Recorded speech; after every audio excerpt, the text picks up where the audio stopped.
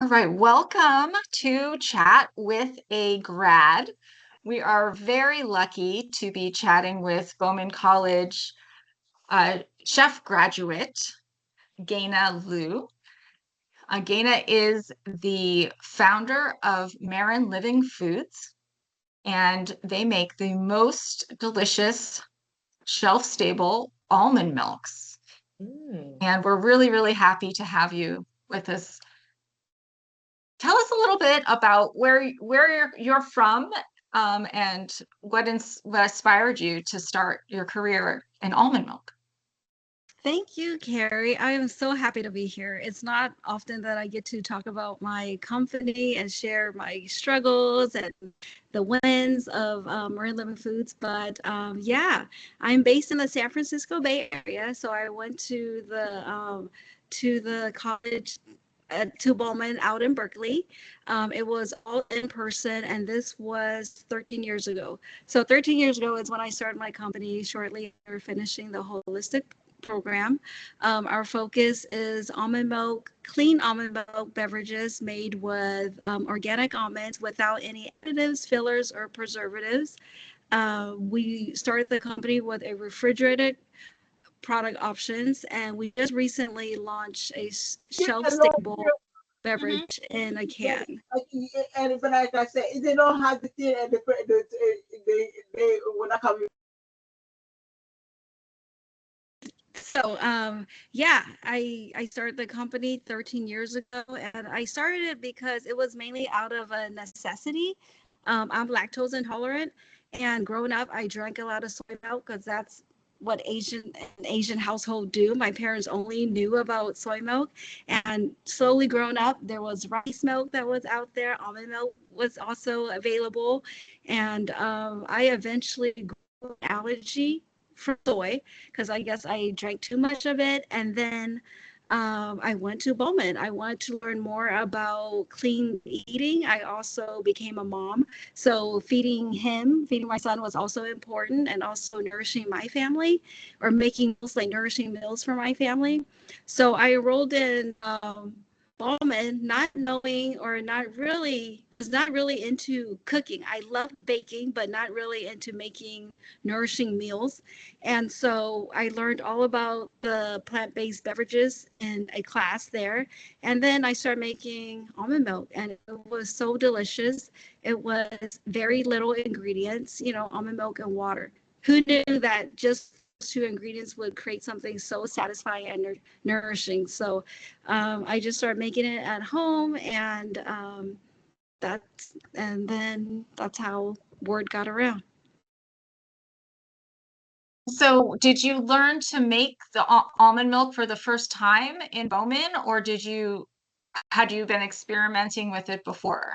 No, it was at Bowman. I stopped drinking soy milk. I stopped drinking any other plant-based options out there. I tried it before, but it was always, to me, didn't taste like almonds. It was always thick. It tasted like chalkboard to me. It was always too something.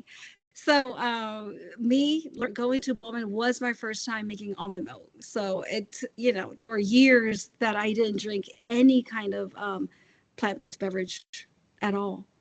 So it was all because of Bowman. Well, so that's really cool. I Yeah. love that. And so, are you making your almond milk out of any particular kind of almonds, or are you using, like, where are you sourcing your almonds? So our refrigerated product, we're still making that today in-house. We're sourcing our almonds from the Central Valley. We get our almonds from many farms. It just depends on the price point, etc. So all the almonds are from California, and even our shelf-stable almond milk is also almonds from California. So we're staying true to making it. I mean, using ingredients sourced from California. That's wonderful. And so, so your product, like, so you graduated from Bowman, and then did you immediately think, I'm going to make a product, I'm gonna launch this almond milk? How did it kind of come about? I did not think I was going to launch a company. My background is not business. I was just making it at home for really my family, my son. We're all lactose intolerant, and I was making it for my friends also. And then eventually, I thought, maybe other people would like this product. It's very simple. It's clean. It's not like any other products out in the market during that time. So I went out to Berkeley Bowl, Monterey Market, and the Street Natural Grocery because that's where I shopped.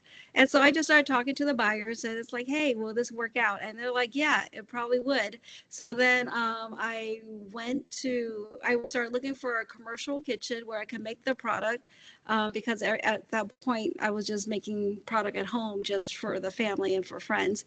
So I found a commercial kitchen and rented out a tiny corner, and I was there probably one day a week. And we grew from 3 stores to 5 stores, and then eventually it was word of mouth from other buyers visiting other stores and then seeing the product and then they reaching out to me. So it was a nice growth. So did you do any type of advertising except just kind of putting it in stores that you would want to buy it in? Nothing. No. Since the company is basically bootstrapped, we did no fancy marketing, no marketing. I didn't even have a social media account. And I just recently started a social media account. And I want to say recent, it was probably 3-4 years ago. But the whole time, no, it was just a lot of demos in the stores because of the higher price point compared to other almond milk beverages. So we did a lot of demos in store, and it just kind of grew organically. The customers loved it, the simple ingredients, and the fact that it was 7 days. It was very risky, but we would deliver the products to grocery stores twice a week, and the customers knew what days we were coming in. So get there the day of or the day after, pick up pick up our almond milk, and they knew that they have to finish it within 5 days. So it was yeah, a lot of we worked throughout those little kinks though and made it work. Were you getting any feedback about the taste or the recipe? Did you make changes, or was that something that you had already tested with the friends and family and didn't need to change? I didn't make any changes. There were changes eventually of adding new flavors, but we really didn't make any changes to the product itself or for the process. Um, we added new flavors, but the customer feedback, they really liked it, the taste. And but the one thing is, I wish it was a longer shelf life. 7 days is really fast. It's refrigerated, and they couldn't really take it on the go. Although we had smaller sizes, like we had our grab and go in 12-ounce sizes, but they couldn't like buy the product at the store and go to the beach for the day and then drink it 3 hours later because it'll warm up and it'll spoil. So I think mainly the feedback was having something with a longer shelf life, something a little bit more convenient for them. That makes sense. And so we are getting some questions in the chat, so maybe I will I don't think you can see the chat. So let's see. When you began to make almond milk, how did you promote yourself? I think we kind of mentioned that you didn't do any promotion, right? Did you? What you said, you walked into the stores, and what person in the store did you talk to? I just asked for the buyer.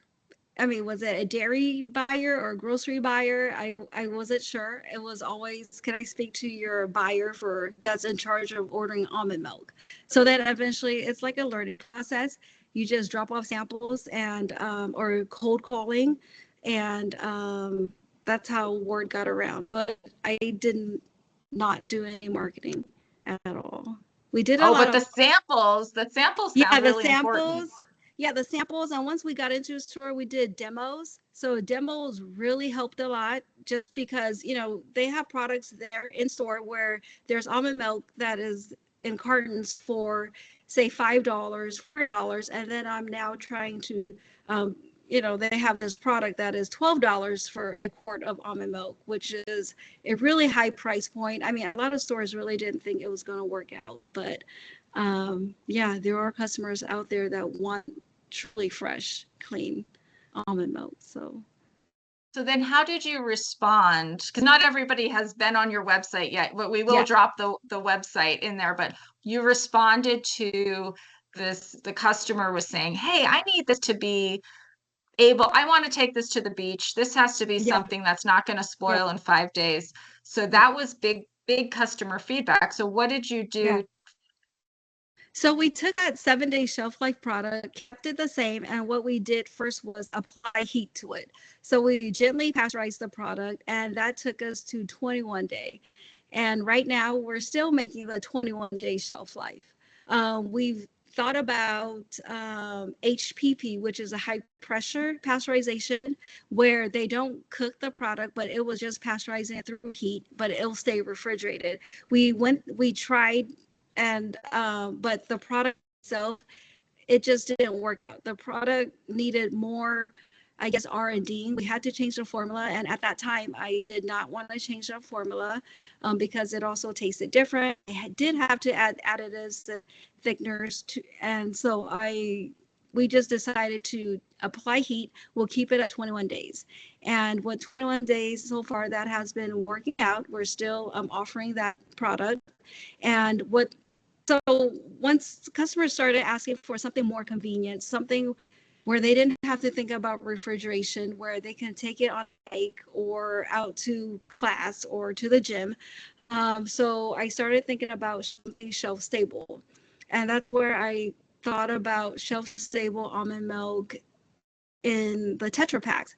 But for Tetra Paks, you have to work with a manufacturer, which we are working with a co-man for the shelf stable product. And but the MOQs are really once you work with a co-man. And so I thought about just the packaging itself. Aluminum is highly recyclable. So that was a start. And then I started looking for co-mans where their minimums were not in the hundreds of thousands of units. These were a lot more doable. So, from someone with no capital and trying to do it yourself, aluminum was the way to go for us. And so so you're saying we. So I'm just curious, like, and you're talking a lot about, the pasteurization and the testing of the pH of the product. So are you partnered with a chemist? Are you a chemist? Like who are you working with to help you navigate these steps in making the product? I work with a small company, which they help with the R&D of the shelf stable. The 21-day shelf life, it was something that I just had to figure out myself through a lot of trials.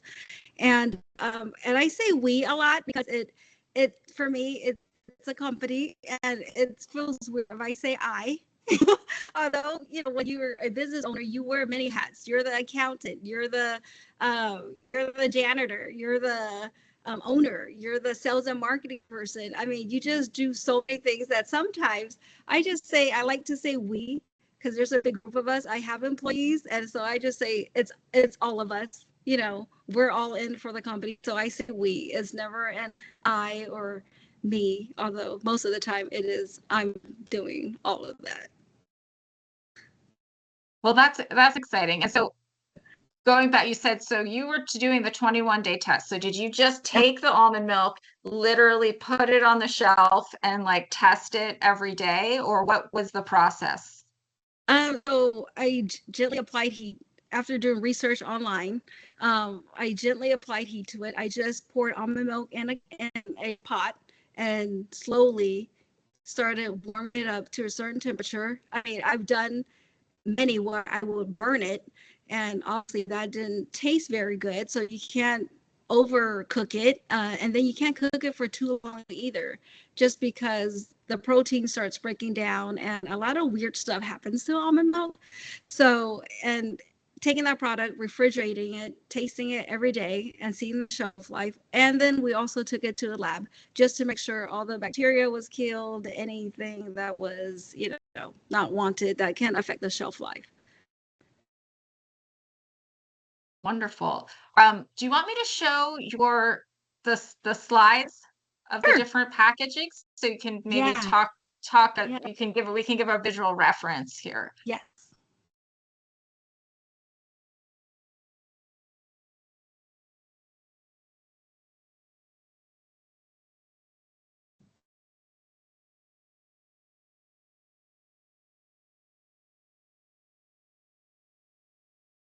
Here it comes. Yes. Can everyone Thank see you. that?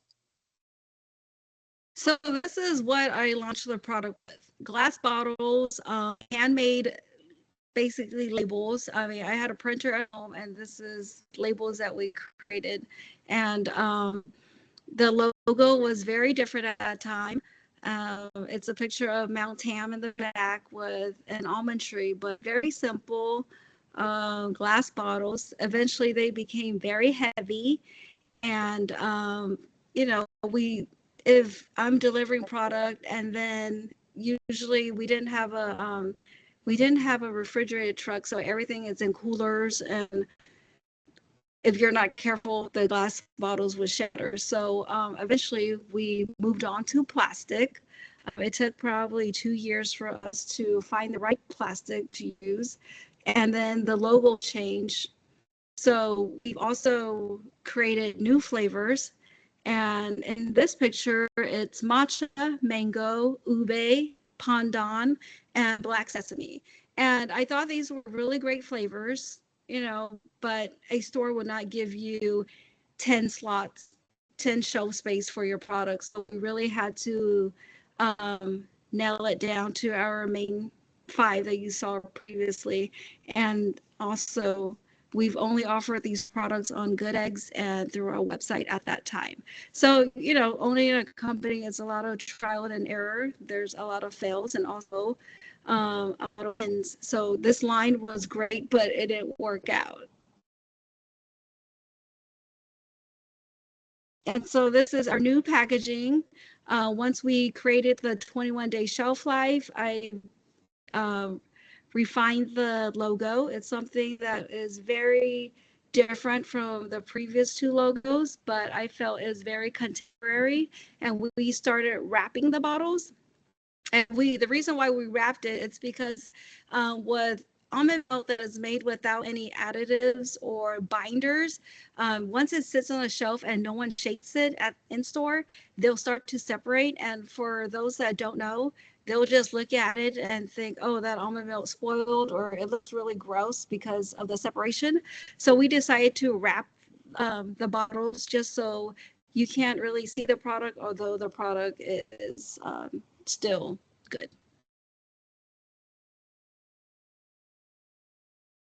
And then this is the products that we recently just launched 8 weeks ago. It's the cinnamon almond milk and the cocoa maca. And we're also launching 2 fruit flavors by the end of this year. So this is the shelf stable, and we are able to ship this product nationwide. And logistically, it just makes so much sense for us, where we're creating something that is convenient for on the go lifestyle, but in the Bay Area we're still offering the refrigerated product as well through Good Eggs. And I was lucky enough to taste this, and I will say the cinnamon was something I was so happy about, and I was like, ooh, and I just felt fancy drinking this too. There was something just very chic about the can, and when I opened it and I poured it over a little bit of ice, and I was just like, it was like something I would make, but I didn't have to make it, and I just felt like I was being pampered, so I loved that feeling. And the flavor of it too. They're delicious if you get a chance to try them.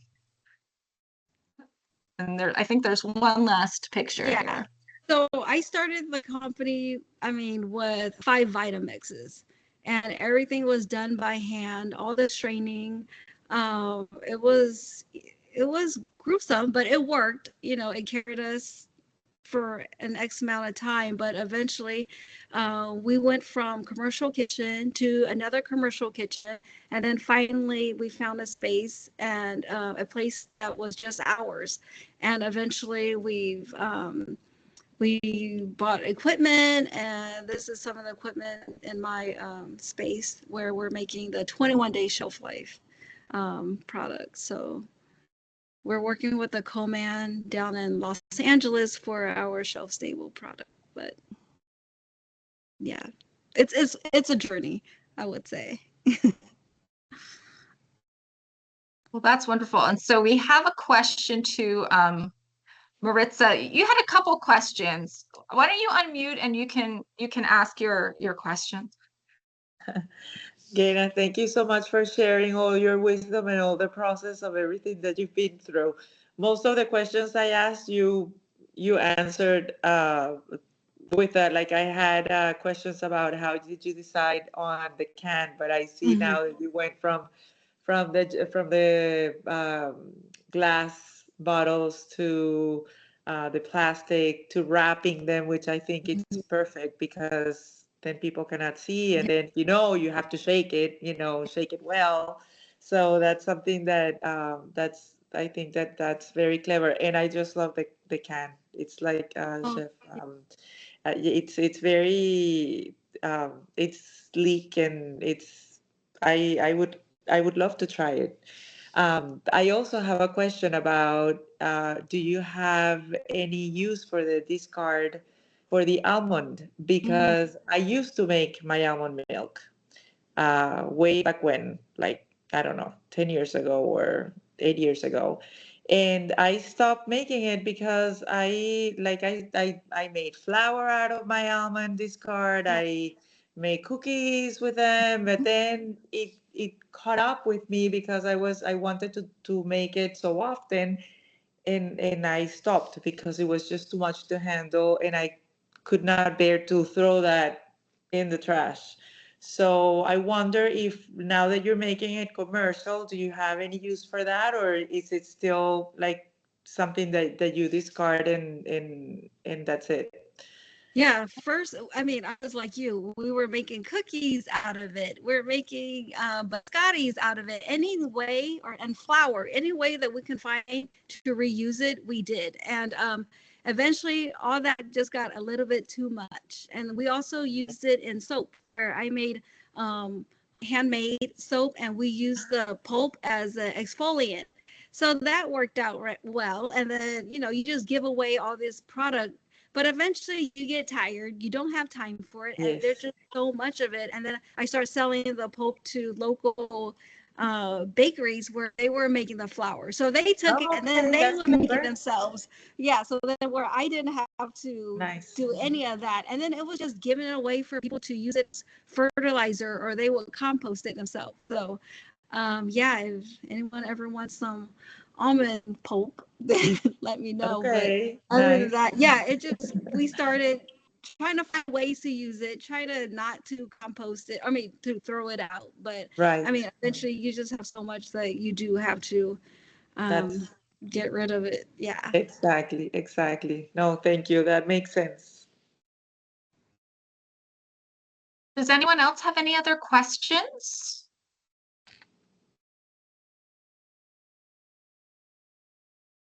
Melissa.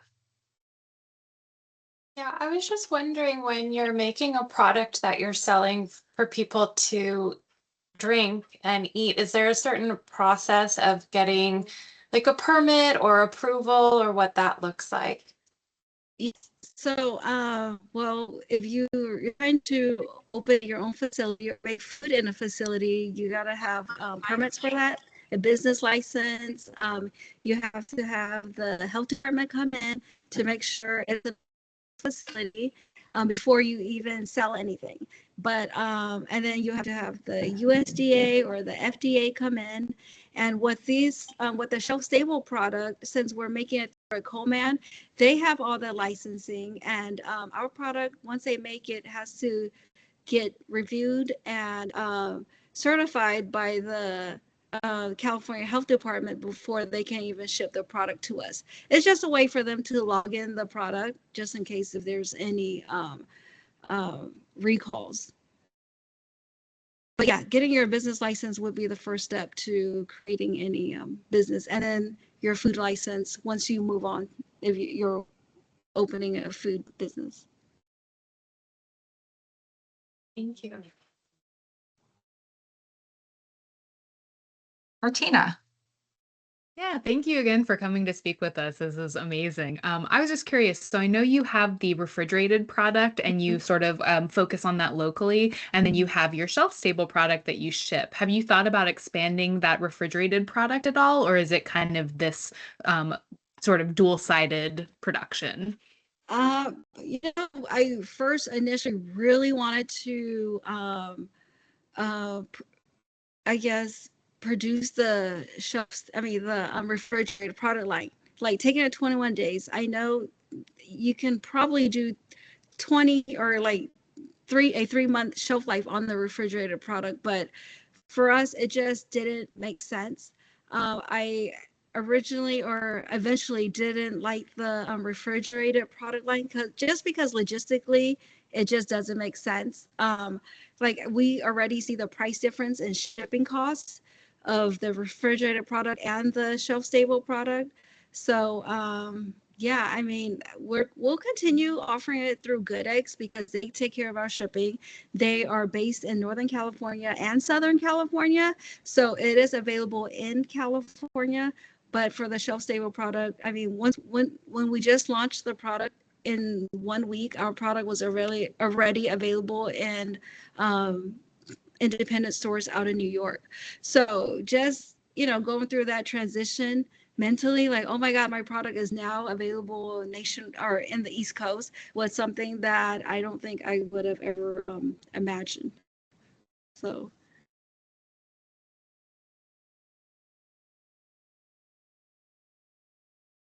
So this seems like, how long ago did you start working on making it shelf stable till the time it was that right now, right? This is the reality for Yes. how long has how long have you been selling the shelf stable?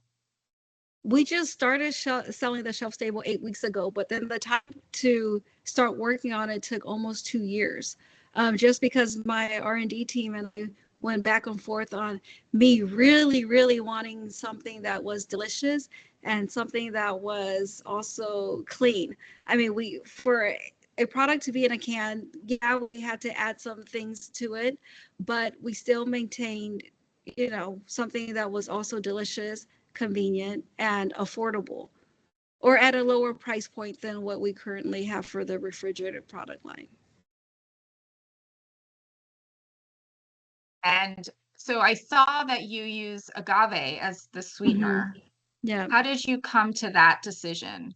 Because there's so many choices for sweeteners. Yeah, so for the refrigerated products, we use dates, and that is my go-to. But with the price point of dates compared to agave, it was mainly the price point and also the mixing. The pasteurization is different from a can to from us gently heating the product. So the difference in price and also the process. And also, I mean, like monk fruit is really popular right now because that's basically something that is no sugar. But I just didn't really like the taste of monk fruit. That makes sense, right? There's so many considerations. Yeah, yes, so many. So this, you know, as you're talking, you seem very like relaxed. Mhm. Is that how you feel? Like, is owning a business, like how do you take care of yourself so that you're able to do this? And you said you've been doing it for more than 10 years. Like what is your self-care? Meditation. And it's something that I do every morning just to start off my day, and I do it at night. And also walking helps me clear my mind. Yeah, running a business comes, every day is different. There's a lot of challenges, there's a lot of hurdles, there's a lot of failures. I mean, and that can really get to someone. And, just because you had a bad day does not mean that your business is going to fail. You have to celebrate all the wins, no matter how little or how small they are. And you also just have to take time for yourself. So you don't get that founder burnout. And I think with me just hanging out with my family, taking a break, being with my children traveling, or being with my son traveling, it really just helps you stay grounded and focus, and just realize, it's just part of your day. I mean, every day is going to be different. It's just, I guess, just trust yourself and make sure you make time for yourself. Are you willing to share one of the failures you mentioned? Like, what happened that you had to really say, I'm going to keep going anyway? Like, what was is there anything that comes to mind that your biggest struggle? I would say one of my first failures was, I guess, having your product get discontinued at a grocery store. And usually that hurts, and it's like, what did we do, wrong? And you learn from that. You learn not to make the same mistakes. You learn not to try to grow too fast. I kept everything, I guess, at my own pace. I mean, like I mentioned earlier, we stayed bootstrapped. We're small, we're a handmade operation. And I think I've been here for 13 years because I kept it the way I wanted to go, the pace that I wanted. I mean, there were people that would come and say, hey, I'll, offer you an X amount of money so they can take the brand to the next level. But at that time, it wasn't a fit for what my vision was. So to see the company now having this, launching a shelf stable product, and looking at all the hurdles, and there's still be hurdles, but looking at everything that the company has been through, it is really rewarding to see the process. So that's why I wanted to share that picture of glass bottles, plastic bottles, and now eventually cans. So Wonderful. I think Kian, you have a question as well. I don't know if you're able to unmute and ask. All right, yeah.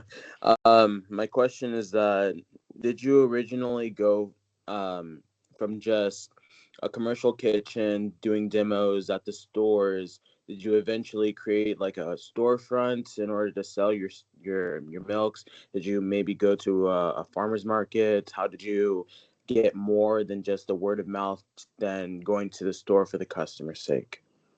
I've never done farmers market, and it was just really word of mouth. I mean, I really bad at social media, so I stayed away from that. And it was just really cold calling, door to door. And once you're in one store, then kind of like, I guess, between grocery stores, between retailers, there's a buzz between them. So we just got a lot of customers from other stores going to like a customer going from Berkeley Bowl and then going to, say, Buy Right out in the city, requesting that product. So it was just literally a word of mouth. And we grew from commercial kitchen to commercial kitchen just because we were running out of space. Kian, go ahead and ask your other question. Could you perhaps give like that sales pitch that you gave when you went door to door? Oh, well, this was 13 years ago, but during that time, there was not a lot of competitors, I would say. Now there's the plant-based space is very crowded, so I think you would have to change that pitch a little bit. But I would walk in and say, hey, I am a mom and I make delicious almond milk that's lactose intolerant because I am lactose intolerant. So I give a little background on why I make it. And I talk about the product and the ingredients that I use. I focus on really simple ingredients to create something that's very natural. And the one comeback from buyers at that time was always, but your product is 7 days. Like, how will I move the product? But once people start buying it, the product would literally run out. And the thing is, you don't stock so much where you have excess waste as well. Were you in contracts with these stores? Did you have to buy back product that did expire? What was that like? Yes. So we did have to buy back product that expired. So with us, that was also something that we learned. A buyer would say, bring in 24 units of one flavor and then 12 of the others. And I would say, we're going to start slow. I'm bringing in maybe 5 units this week. And then next week, if we sell out, then I'll add another 1 or 2 units. So we were also always very, we kept the number of units that we bring in the stores.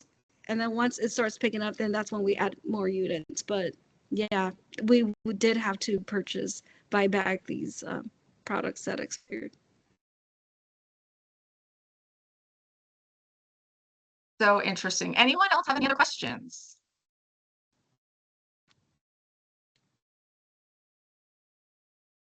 Martina. Sorry, this is just, you keep saying the term units. Is that like a specific type, like a number? Was that sort of discussed in your contracts? Did the unit sizes change? Or yeah, what's that for those specific buyers? Yeah, so the units is just each particular product, each particular SKU or flavor. Sometimes they have a minimum that we want that they would like us to bring in, but then like some stores, they work really well with you.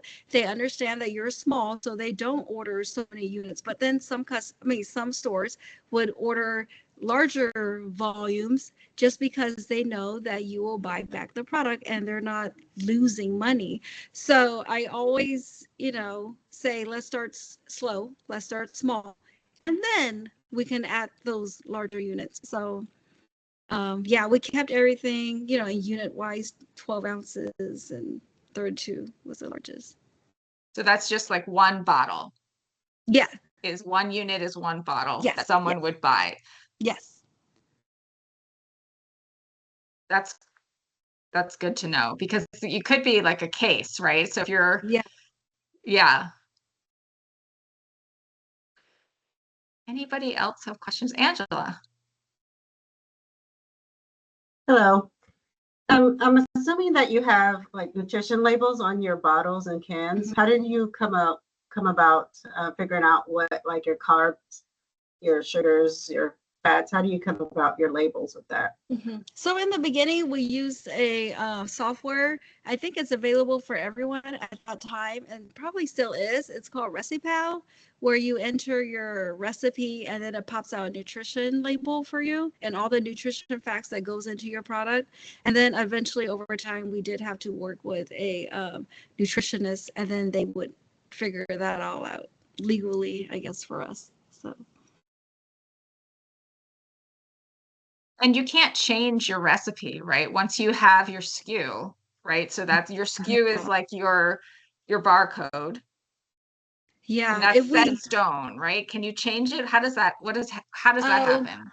You can change the recipe. That just means that you'll just have to change your nutrition facts and then your label or anything that's tied with the old formula. But you can change your recipe, but then you'll just have to change everything else with it.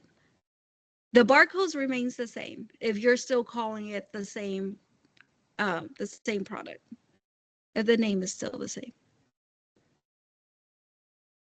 And do you get in there and change your recipe, or are you like, this one is done, we're not changing it? Or are you having any issues with your product? Like, have cinnamon prices increased? Like, are you dealing with those types of need to change because of your ingredient?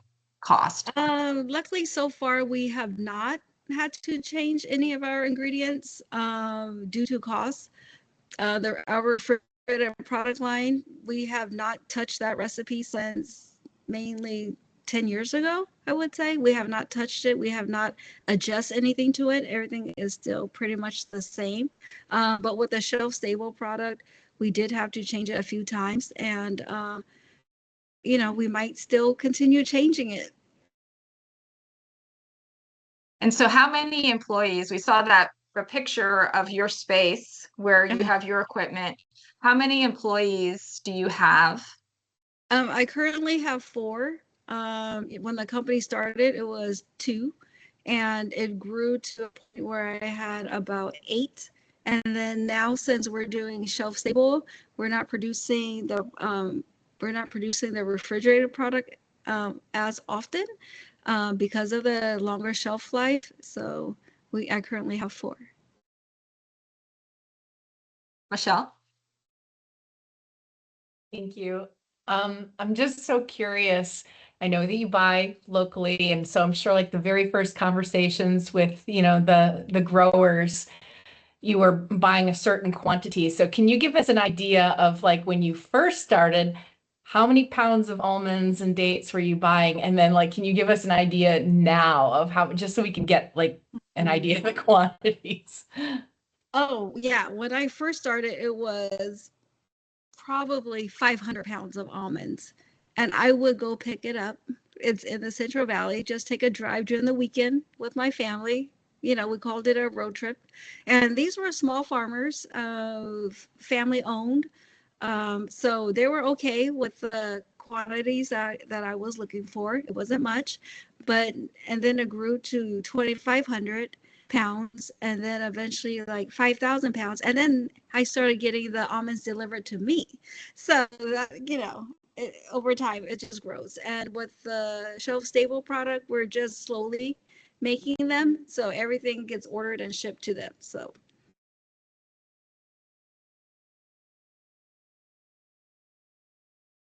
Anyone else have any questions or comments?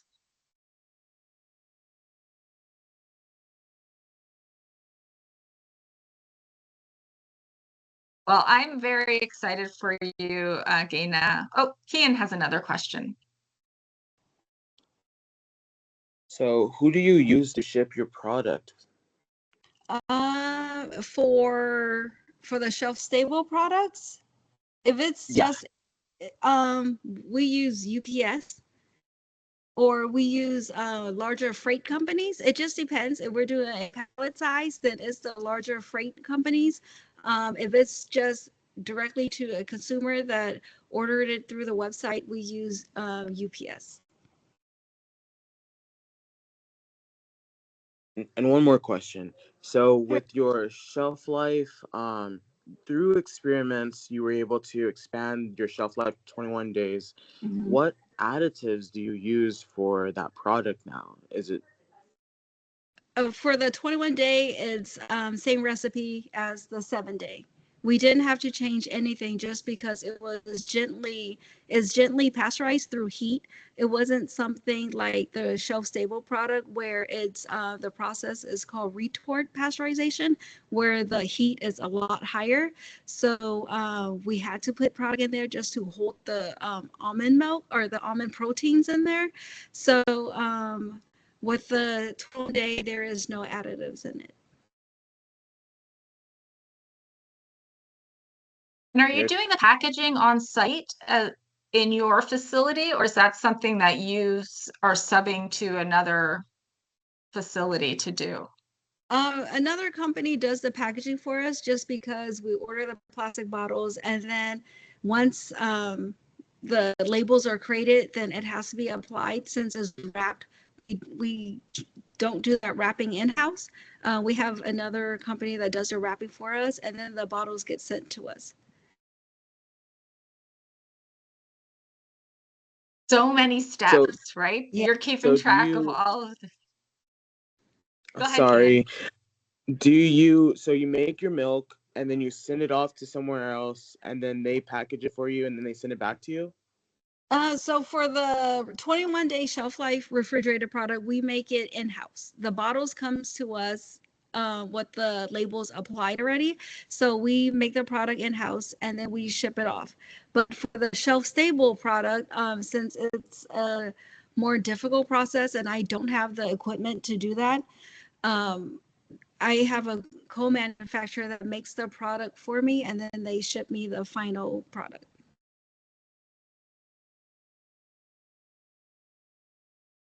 So we're coming kind of to the end of our time, but do you have anything on the horizon, Gaina, that you're thinking about doing with your company? I know you just finished, but are you thinking about the next step for Marin Living Foods? Are you going to stick with almond milk? Or do you have any ideas for expansion at all?